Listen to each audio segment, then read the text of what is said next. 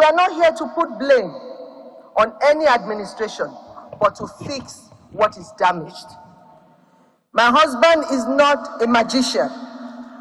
He's going to work brick by brick, and I believe and I hope that you will have faith in this administration. The best is yet to come for us. I will not tell who say make it talk. Hey, Remi Tinubu don't come under proper woto. In fact, this one, everybody they give am po. Say why he go talk, say he husband not be magician. Say the husband inherit things, so he be say he not good at all. Say so may they give your husband time. He go take it time to repair Nigeria. Say may they not bother your husband. Now you're for you will not get husband though. Hey, husband. Husband. This one I can make Gabashil fire the first lady will be my husband. Hey, see what they tell him. The spokesperson of the former president Muhammadu Buhari, whether they call Gabashil, he can't talk. No past administration faced this level of economic hardship that Buhari administration did. He noted that the country had to deal with a decline in oil prices and COVID-19 pandemic. Despite these challenges, Buhari was able to bring the economic out of crisis. Reno don't they receive woto from PDP. They can't tell Reno say a court had to order Chicago State University to release Bola Ahmed Tinubu records to Atiku before Atiku could verify. But you were able to see all Tinubu's academic records, even with the privacy issues, by simply going to Chicago State University Student Affairs and demanding Tinubu's records. Thank you, Tinubu, for exposing the Judas amongst us. When Reno see the message where PDP writes, give am, na Reno reply say, before the court makes public the records, let me tell you for free that they will prove without a shadow of doubt that Bola Ahmed Tinubu, the male currently holding the office of President of Nigeria, was admitted, attended, and graduated from the Chicago State University. And if this does not happen, you can stop following me. But if it does happen, then many so-called journalists, as well as their TV stations, have a lot of explanation to do to Nigerians. Because if I, as a private citizen, can spend my money to go to Chicago State University to verify the truth physically, then they have no excuse with all the billions of naira they make not to send a reporter there to verify the truth, but instead feed Nigerians lies passed off as truth because they wanted Peter Obi, who himself did not even tender his degree certificate, to win. They must explain to the public and the Nigerians why 3 months to the election they kept on broadcasting the lie that Chicago State University denied Tinubu in order to please the headlines mob. There must be a day of reckoning. Okay, this one is very easy to understand.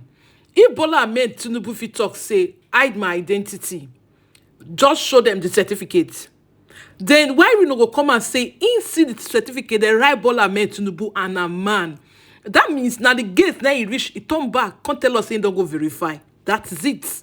Otherwise, the former Chicago State University president for not talk say he wants sue Tinubu over forged certificates. Now this one I will come a year say this is not a good time for the embattled president of Nigeria, Asiwaju Bola Tinubu, as a former president of the Chicago State University, Dr. Enara Dane, and she had concluded plans to drag him to a U.S. criminal court for forgery. The former CSU president, according to some documents cited by the Nigerian Concord newspaper, said it was a criminal act for the president of Nigeria to forge a signature on the certificate he is parading. Dr. Daniel said the documents that she has finalized are papers to suit Tinubu, but is only waiting for the institution to release his academic records to the former Vice President of Nigeria, Alhaji Atiku Abubakar. She come further talk say that she was not in the institution until 19 years after the certificate was forged. Daniel wondered how she could have signed the certificate, which was allegedly issued in 1979, when she actually began to work at the institution in 1998. She said her plan to press criminal charge against Tinubu was a result of the pressures by the family, friends, and associates to clear her name from the allegation in the media that she was bribed by the embattled Nigeria president to sign the forged CSU certificates. She pressed further in the document that she never had any student by the name Tinubu throughout her stay at the university. So which one Reno they talk say Bonalme Tinubu attended, he do this, he do that, when a former president of the university talk say Tinubu not go, and you say you go to Chicago State University, you use your eye koro to see, and you see I say they not open door for you, they not open the gate for you, guy. In the meantime, the president's maiden speech, in which he approved a 25,000 naira provisional wage increment for average low-income workers, elicited several reactions on social media. The chief of staff to the president, Femi Gbajabiamila, after a meeting with labor leaders, said, owing to a lot of chatter on Twitter, the federal government decided to expand the wage increase to all workers. There was a lot of chatter on Twitter about the issue of low-income workers only falling into the category of the wage bill. And they supported that, and that has we did communicate with Mr. President, and he quickly did say and agree that that all categories of workers will be given the wage bill. There's nothing like low income, mid income, or high income. All right. Owing to chatter on Twitter, I must say now, our famous X is now a great tool to have. Well, thank you very much to Twitter, X now known. Well, the labor union rejected the 25,000 naira provisional wage increment in a bid to avert the planned indefinite nationwide strike set to commence on Tuesday, October 3rd. President Bola Ahmed Tinubu approved 35,000 naira as the provisional wage increment for all Treasury-paid federal government workers for the period of 6 months. Let's take some reactions. This is from Olu. He wrote, if the NLC agrees to this provisional wage proposition by the federal government, then it should just be scrapped already. What real impact will it have, even in the short term? And what follows after this? On what projections is the government making this offer? Well, Ken wrote, the clear and grave danger in our hands is a situation where there is no collective bargaining between the government and the Nigerian workers through the NLC. The government alone decides and then shoves it down the throat of organized labor. Democracy is gone. Well, Columbus wrote, it is too sad that the federal government continue insulting their citizens in the name of minimum wage. A bag of rice is 48 to 50,000 naira, while the federal government is shamelessly announcing 35,000 naira wage.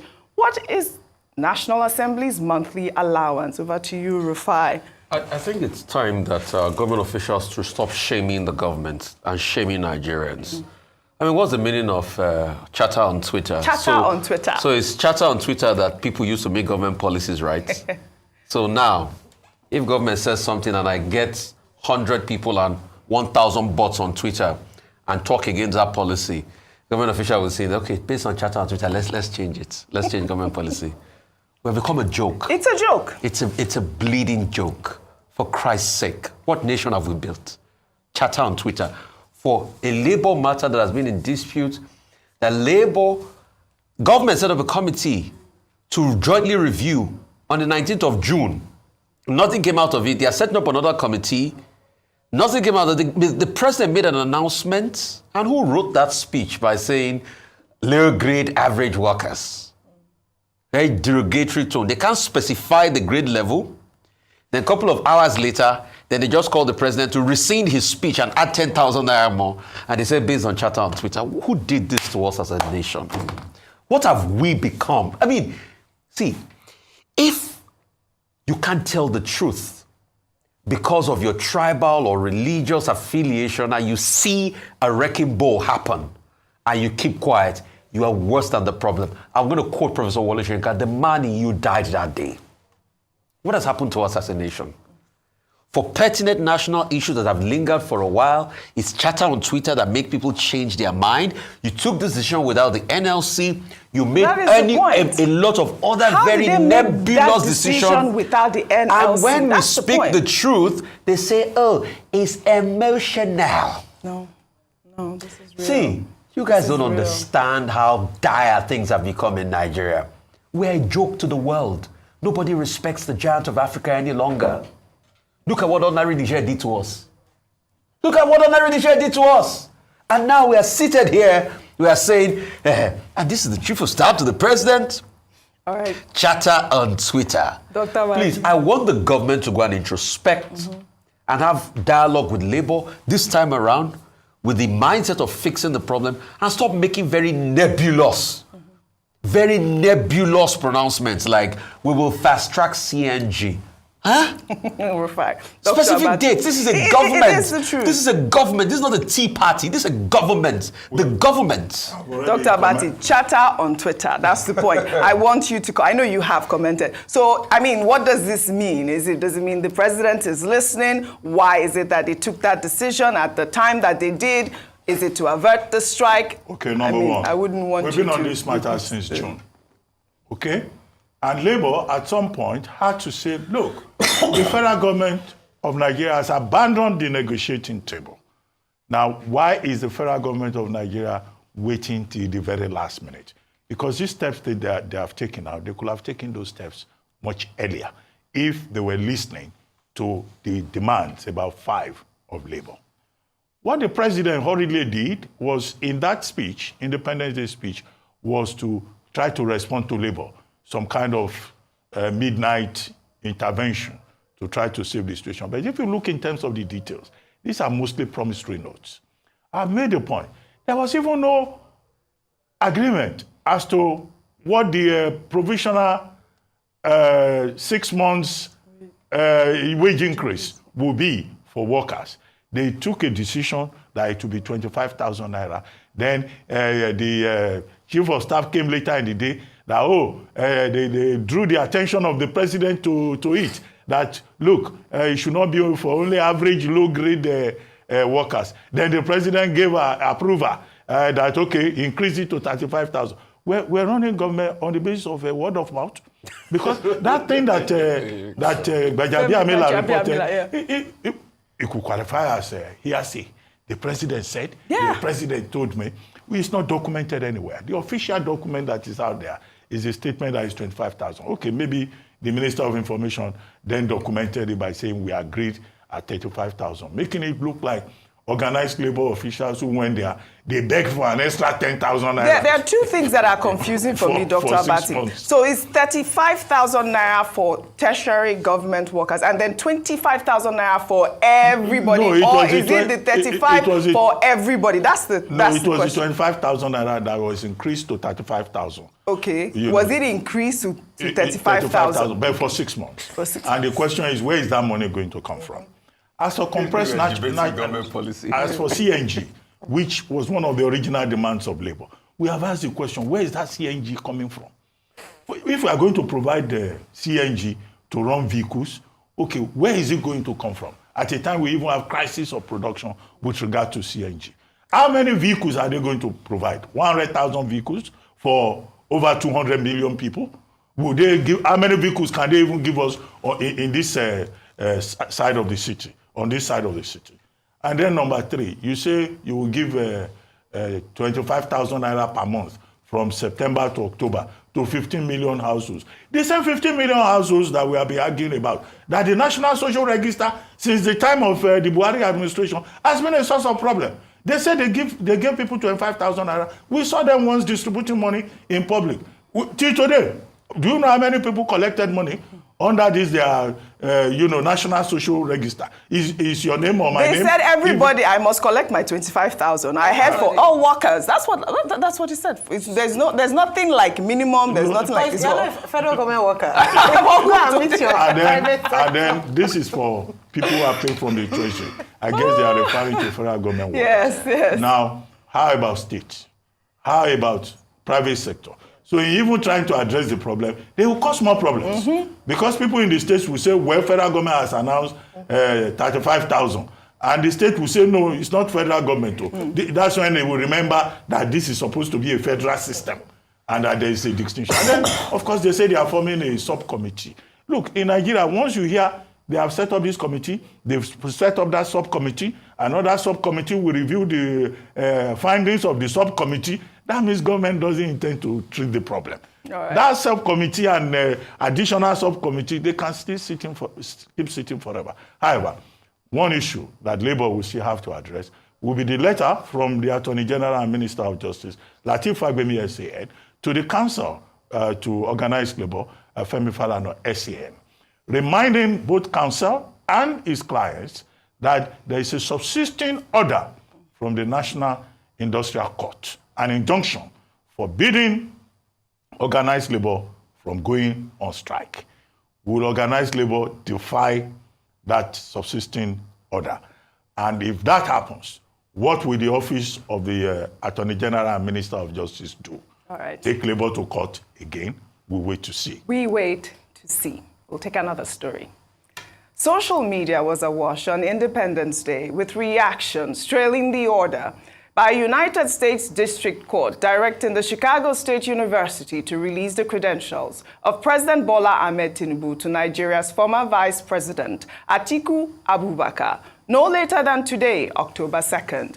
Justice Nancy Maldonado of the U.S. District Court dismissed Tinubu's objection to the September 20 decision of Magistrate Judge Jeffrey Gilbert, insisting that Atiku had the right to have access to the records. She directed CSU to produce all relevant and non-privileged documents and also cautioned Tinubu that any request for a stay before the court will be denied. Atiku had asked for the documents for use in the Nigerian courts to support his argument that Tinubu forged a diploma certificate he claimed to have obtained from CSU in 1979 and submitted to INEC for the 2023 presidential elections. Well, let's take some reactions, Ayo, before I come to you.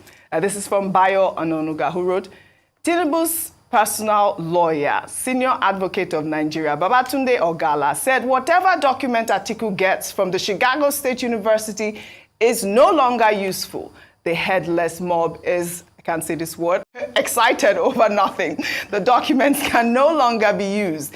It is of no value. We have passed that stage. Ogala broke down the request of Atiku to CSU, some of which the school already gave to the Presidential Election Petition Court before 6th September judgment, in which it dismissed Atiku and Peter Obi's petition. One is whether President Tinubu attended Chicago State University. The answer is yes. Second, what are his grades in school? The school had already provided that. I don't know if I missed that. I'm not sure if I saw the grades at this point. Yeah, but you know who was trending yesterday? Who was trending? The judge was trending yesterday. Well, Aki Oshutokun wrote, Judge Nancy Maldonado confidently appeared on camera without hiding her face. Her judgments were clear, free from complications, insults, or ambiguities, and easily understandable to even children. This exemplifies how an unbiased judiciary operates, focusing solely on the case's merits. They neither threaten plaintiffs nor defend the accused, maintaining impartiality and diligence.